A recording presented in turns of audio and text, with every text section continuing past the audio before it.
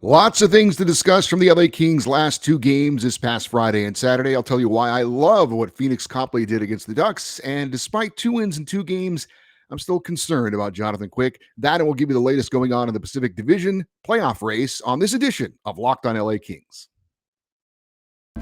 You are Locked On Kings, your daily podcast on the Los Angeles Kings, part of the Locked On Podcast Network, your team every day.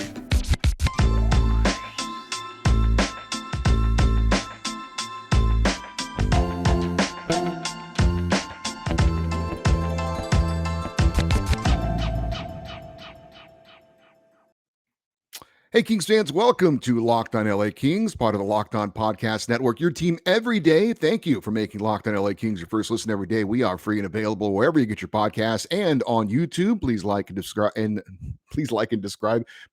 subscribe if you're enjoying this content. Last check, we were at 1,235 subscribers. If you're new to the YouTube channel, we have a goal of getting 100 new subscribers each month, and we've got a streak going now of like 4 or 5 months in a row of doing that. So if you want to help out with that, we would appreciate it. And I'm pretty sure we're well on our way for getting another 100 for the month of January here in 2023. My name is Eddie Garcia. I am your host of Locked on LA Kings. I've worked in sports media for the past 30 years, 20 plus years at the Fox Sports Radio Network. I'm also co-host of the Puck Podcast. It's a weekly NHL review show that's been putting out content for the past 16 years, and a passionate LA Kings fan for the past 30 years. Yes, I work in sports media, but I was a Kings fan before I got into this professionally, and I'll probably be a Kings fan after I get out of this professionally. So just want to let you know, yes, I have some credentials in sports broadcasting, but I am first and foremost an LA Kings fan. This episode is brought to you by FanDuel Sportsbook, official sportsbook of Locked On. Make every moment more. Visit FanDuel.com/Locked On today to get started. The Kings posted wins this past Friday and Saturday. First, handling the Ducks in Anaheim 6-3, and then holding off the Coyotes for a 6-5 win in a shootout. We'll start with the Ducks win, and LA's power play, which we'll talk more about later, continues to be improving and a real asset and weapon for the Kings. They went 3 for 4 with the man advantage in that game against the Ducks. Victor Arvidsson scored one of his 2 goals on the power play. Andrei Kopitar and Adrian Kempe also scoring with the man advantage as well. For Arvidsson, it was his 15th and 16th goals of the season. Kopitar gets his 17th, and the red-hot Adrian Kempe gets his team-leading 28th goal of the season. He has 8 goals now in his last 4 games, or at least he had 8 goals in his last 4 games at that point following the game in Anaheim on Friday. Victor Arvidsson and Blake Lizotte also scoring at even strength, and Kevin Fiala added an empty net goal for his 19th of the season in a game that the Kings were pretty much the better team throughout. Against Anaheim. The other noteworthy thing to come out of the game against the Ducks, and we'll get more into this in a minute, was the ejection of goaltender Pheonix Copley and Jonathan Quick coming on in relief. Copley had stopped 16 of 17 shots before being forced out of the game. Jonathan Quick came on. He allowed 2 goals on 10 shots, but was credited with the win, snapping a career-worst 8-game losing skid. We'll talk more about Quickie in just a little bit. As for the Saturday game against Arizona, it wasn't quite as wild as that 9-8 overtime loss back in December against Seattle, but it was close. LA dominated the first period of this game, playing maybe their most impressive period of the entire season. They scored 5 goals in the opening period. Andrei Kopitar, who's been very hot, gets his 18th of the season. The captain has racked up 10 points in his last 5 games. Blake Lizotte gets his 9th of the year, one away from tying his career high for goals in a season he set last year. Defenseman Matt Roy has already set a new career high and then some for goals in a season. He gets his 8th in that opening period against the Coyotes. That's already doubling his previous career high. But after a marvelous opening period, the Kings were a different team in the second and the third. They showed no signs of the dominant team from the first period as the Coyotes chipped away at the lead before scoring twice in a 44-second span in the third period to unbelievably tie up the game at 5-5. Now, the Kings did get things going in overtime, although they did fail to score. They even had a power play opportunity in the OT. But fortunately, the Kings got shootout goals from Gabe Vilardi and Adrian Kempe, while the Coyotes failed to score on their 2 shootout attempts. One of them a magnificent stick save from Jonathan Quick, and the Kings escape with a 6-5 win. All right, the bottom line is the Kings got 4 points that they needed improving to 3-0 after the All-Star break. They're 7-1-1 in their last 9. Style points be damned at this time of the season. It's about getting results, wins, and points. That first period, though, against the Coyotes, a great example of how good this team can be when firing on all cylinders. Although the next two periods, kind of some of the stuff we saw and that we're concerned about earlier in the year with some defensive breakdowns. And then you never know how it is. I mean, these guys are human beings. You get a 5-goal lead, you're absolutely dominating your competition. It's hard not to feel like the game's over. I mean, as a fan, I certainly felt that. But again, a reminder and thankfully a reminder in a win for the Kings. It would have been a much tougher lesson to have learned had they ended up losing that game or even only gotten a point out of it. But at least the Kings do get the 2 points. Hopefully, lesson learned that you've got to play 3 solid periods, not one unbelievably great period, and then think you're going to coast for the next 2. Especially, playoff hockey is all about the teams that can play the best 3 periods night in and night out, or game in and game out. So again, hopefully the Kings learned a lesson, got a reminder, but not in a most painful way. They were able to get the win and the 2 points. And that's the most important, again, especially at this time of the season when things are so tight in the Pacific Division standings, and we'll get more into that in just a little bit. Also, got to talk more about the 2 goaltenders for the LA Kings and what they did over this past weekend. Jonathan Quick getting 2 wins, but are we confident in Jonathan Quick right now? And Pheonix Copley throwing down, or at least trying to, in more ways than one in Anaheim. But first, I need to remind you that today's episode of Locked on LA Kings is brought to you by Athletic Greens. With one delicious scoop of AG1, you are absorbing 75 high-quality vitamins, minerals, whole food source superfoods, probiotics, and adaptogens to help you start your day right. This special blend of ingredients supports your gut health, your nervous system, your immune system, your energy, recovery, focus, and aging. AG1 contains less than 1 gram of sugar, costs you less than $3 a day, and it's just 1 scoop in a cup of water. That's it. No need for a million different pills and supplements to look out for your health. And they're going to make it easy over at Athletic Greens. They're going to give you a free 1-year supply of immune-supporting vitamin D and 5 free travel packs with your first purchase. All you have to do is visit athleticgreens.com/NHL Network. That's athleticgreens.com/NHL Network to take ownership over your health and pick up the ultimate daily nutritional insurance. All right, so we need to talk more about the Kings goaltending. And again, look, the Kings got 4 points, and that was the bottom line. And I guess we could say the same thing in a sense for Jonathan Quick, in that the greatest goaltender in franchise history got the wins. And that's what's most important. Like I said, style points be damned when it comes to the team. Although I still am concerned about Jonathan Quick, despite what the stat line said as far as getting the 2 wins. And actually, I don't even know why he got credit for the win against the Ducks. If you guys want to help me out with an email or the comments, I mean, look, I think I know a lot about hockey, but I'm never one that can't learn new things. I'm sure some of you learned something about a goaltender when he punches with his blocker. We'll talk about that in a second. But Jonathan Quick came on in relief of Pheonix Copley, basically played the 3rd period in a couple of seconds, and the Kings led throughout. They never relinquished the lead. The game was never tied. They were never trailing. And I would have thought Pheonix Copley would have got credited for that win because the Kings took the lead when he was in net and they never gave it up anyway. That's just something that apparently I am not up on or didn't know about. But anyway, so Quick gets the wins. But what's the confidence level in him despite those wins? I know every time the Coyotes or the Ducks got a quality look at the net, my heart was kind of in my throat waiting for something bad to happen. That's tough. And that's just the reality, unfortunately, of how Jonathan Quick has played for most of this season. You know, it's safe to say that the team probably feels the same way that I feel, and maybe the way you feel as well. I was talking with Kings fan Jim in Lakewood, who's become a text buddy with me to talk about the LA Kings, and he was giving his opinion about how he felt that the Kings just don't play the same way or as hard in front of Jonathan Quick as they do in front of Pheonix Copley. I've heard this from other people as well on social media.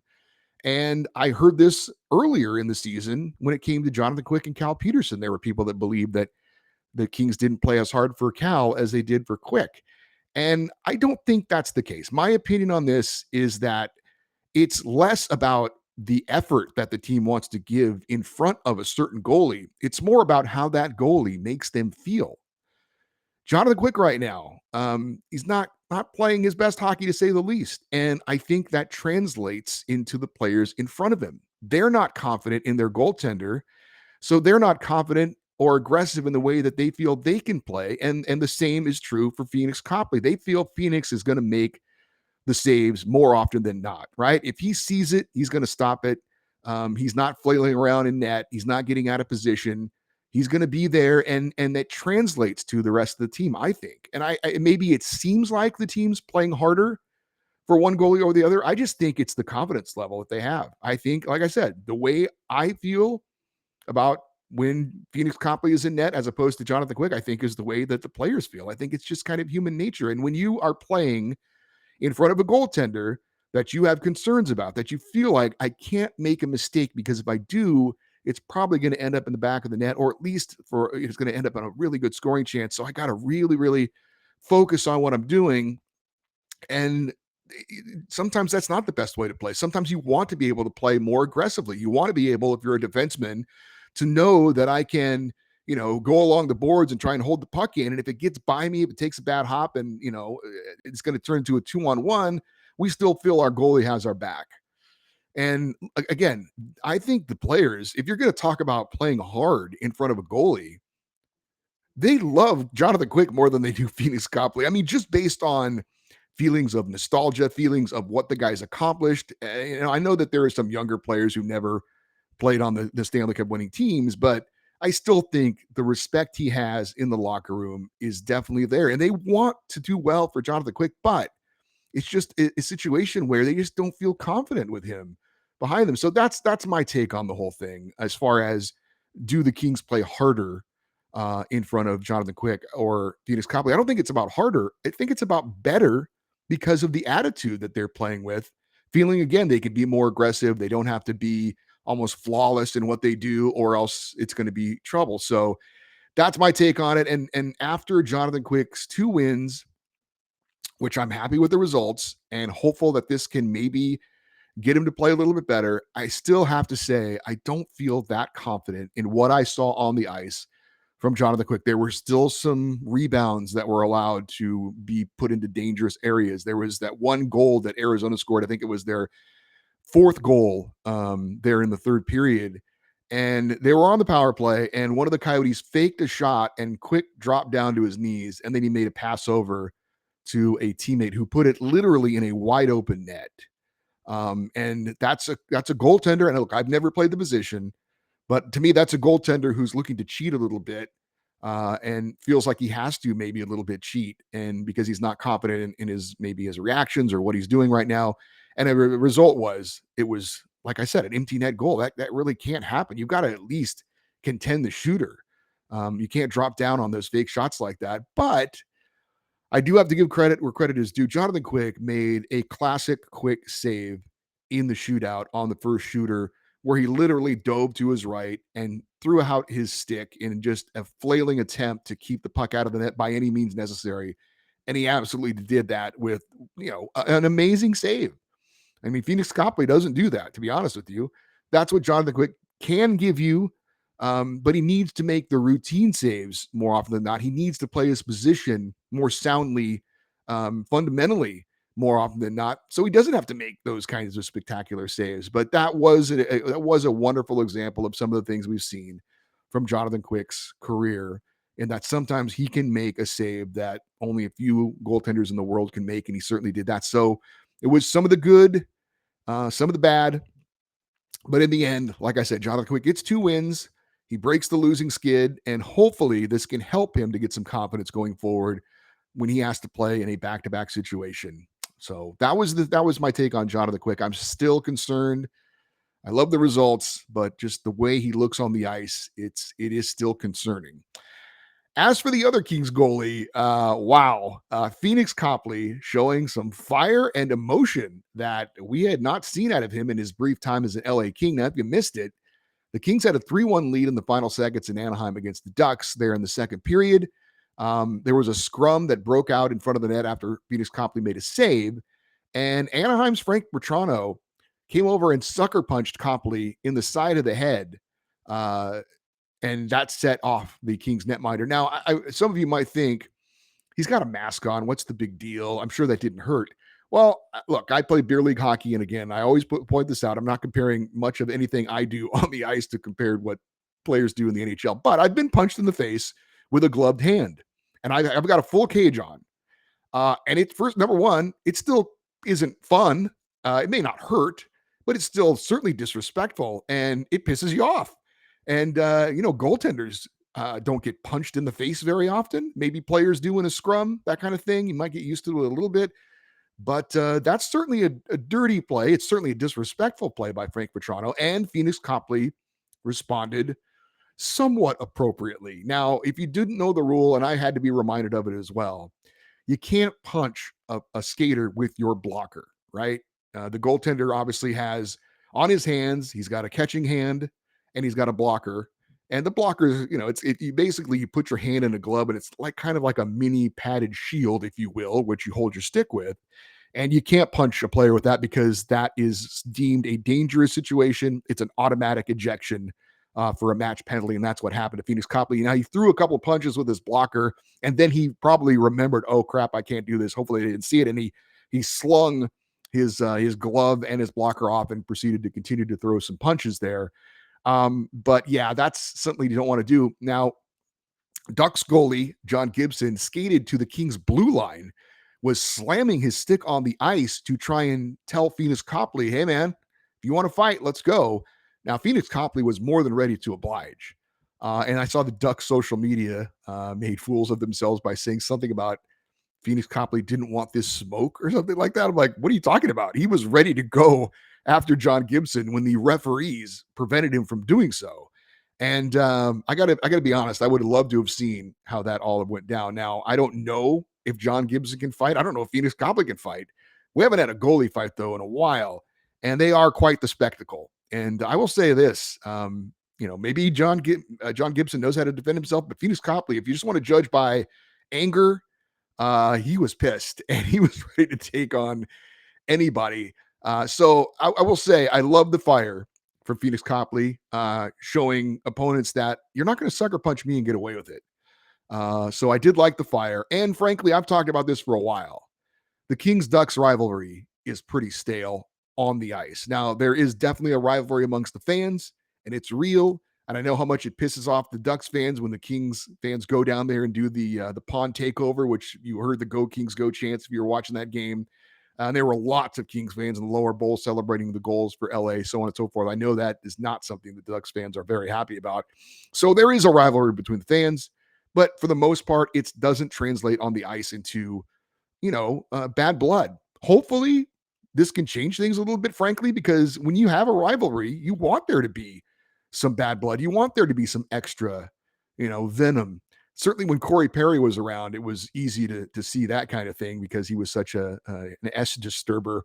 But I did love to see the rivalry get stoked a little bit. And again, hopefully that's something we can see going forward with the freeway faceoff, because usually there's just not a lot of heat between those two teams.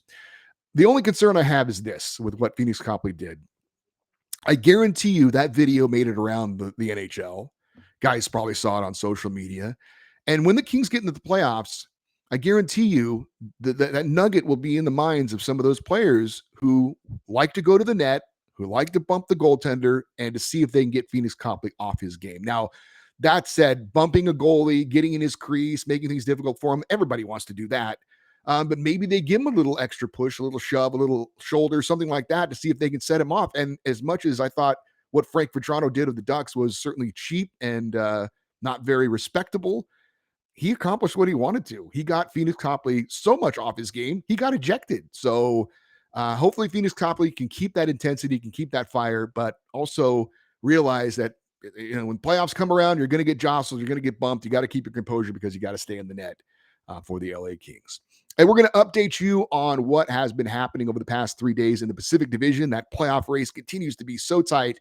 And we'll tell you what to look forward to as well coming up this week. But first, I need to remind you that today's episode of Locked On LA Kings is brought to you by our friends over at FanDuel Sportsbook. It is the midway point of the NBA season, And now's the perfect time to download FanDuel, America's #1 sportsbook, because new customers get a no-sweat first bet up to $1,000. That is bonus bets back if your first bet doesn't win. Just download the FanDuel Sportsbook app. It is safe, secure, and super easy to use. Then you can bet on everything from the money line to the totals of what points, what players will score, 3-pointers made, all that kind of stuff. Plus, FanDuel even lets you combine your bets for a chance at a bigger payout with a same-day parlay. So don't miss your chance to get your no-sweat first bet up to $1,000 in bonus bets when you go to FanDuel.com/lockedon. That is FanDuel.com/lockedon to learn more. Make every moment more with FanDuel, the official sports betting partner of the NBA. As we do each Monday, it is time to check in on the Pacific Division standings for the start of a new week, and the race remains as tight as ever. Right now, your first place team is the Vegas Golden Knights, record of 34-18-4 for 72 points. They remain in first place from last Monday. They went 2-0 this past week with wins over the Sharks and Lightning. And with #1 goaltender Logan Thompson out injured, Aiden Hill has stepped in and gone 2-0 over the past 2 weeks. So the backup goalie getting it done in Vegas. This week for the Golden Knights, they'll play Tuesday in Chicago, host Calgary on Thursday, and then host Dallas on Saturday. Your LA Kings are in second place in the Pacific by 1 point behind the Vegas Golden Knights, at 1 point up on the Seattle Kraken. Kings 32-18-7 for 71 points. They moved from a week ago. They were in fourth back into second place by going 3-0 over the past week, beating Buffalo 5-2 on Monday, knocking off the Ducks in Anaheim Friday 6-3, and then holding off the Coyotes for that 6-5 shootout win on Saturday. This week, the Kings start a 5-game road trip. It begins tomorrow, Tuesday in Minnesota, continues Thursday in New Jersey against a really good Devils team, and then next night they'll play again in New York against the Islanders. So we'll see Jonathan Quick, Pheonix Copley in one of those two games back-to-back coming up on Thursday and Friday. As for the third place team, it's the Seattle Kraken, 32-18-6 for 70 points. They dropped from second to third from a week ago on Monday. They went 2-0-1. This past week, they lost to Winnipeg in a shootout, beat Philadelphia and Detroit at home. Coming up this week for Seattle, they are playing tonight in San Jose and then Thursday at home against the Boston Bruins. The Edmonton Oilers are in fourth place right now, the #1 wildcard team in the West. They check in with a record of 30-19-8 for 68 points. So again, you look at the top four teams: Vegas 72, LA 71, Seattle 70, and Edmonton 68 points. And they dropped from third to fourth from last Monday. They went 0-3. They lost to Detroit in a shootout. They lost to the Rangers in a shootout. In that one, they blew a lead in that one, as they did last night in Colorado, losing in a shootout. So 3 straight shootout losses for the Oilers. They had a 3-0 lead against the Rangers. Then they allowed 3 goals in the third period against Colorado to end up going to overtime and a shootout. So the Oilers not having a good time holding on to leads of late, which is good for the Kings. Edmonton, again, your #1 wildcard team at the moment.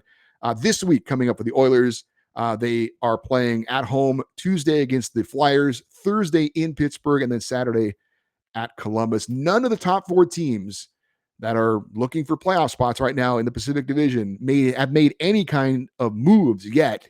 With the upcoming trade deadline, that's 11 days away as we record this show on March the 3rd. So who will be the first of those 4 teams to make any kind of a move to help themselves with the trade deadline coming up? I do want to quickly mention Calgary is kind of hanging around. They're in 5th in the Pacific, 26-19-11 for 60 points. They're still in 5th place where they were from last Monday. 1-1-1 was their record for the second week in a row. They lost in overtime at Ottawa, lost at Detroit, and then won at home against the Rangers. Calgary currently 2 points behind Minnesota for that last wildcard spot in the West. Coming up for the Flames this week, tonight they host the Flyers. Wednesday, they're at Arizona. Thursday at Vegas, and Saturday at Colorado. So a busy week for the Calgary Flames. As for the bottom 3 teams in the Pacific, who are all definitely sellers coming up at the trade deadline, Vancouver's in 6th place with 48 points. San Jose 7th place, 45 points. Timo Meier now looked at as the biggest trade piece out there available for any forwards, who is with the San Jose Sharks. So they're looking to make a big move there. And then the Ducks in 8th place with 40 points. Coming up on tomorrow's show, we're going to preview the Kings game in Minnesota against the Wild. Again, the start of a 5-game road trip with the Kings. Looking ahead this week, we're going to have a Feedback Thursday show coming up obviously on Thursday because we're going to be recapping the New Jersey game on Friday. So feedback Thursday this week. We'll read your questions and comments about anything and everything going on with the LA Kings, including anything we've talked about on today's show that you have an opinion on. You can also always post your thoughts if you're watching on YouTube in the comment section below. The email address is lockedoneddie@gmail.com, EDDIE. You can follow us on Twitter @LockedOnLAKings, and we are also on Instagram @LockedOnLAKings. Thank you for making Locked On LA Kings your first listen. Now make your second listen Locked On NHL Prospects, your daily podcast covering the next generation of hockey superstars leading up to the NHL Draft, plus NHL Draft rankings and top prospect comparisons for every team. That is Locked On NHL Prospects, available on YouTube and wherever you get your podcasts. I am Eddie Garcia. Thank you so much for listening and watching Locked On LA Kings, part of the Locked On Podcast Network. Have a great day, and as always, go Kings go.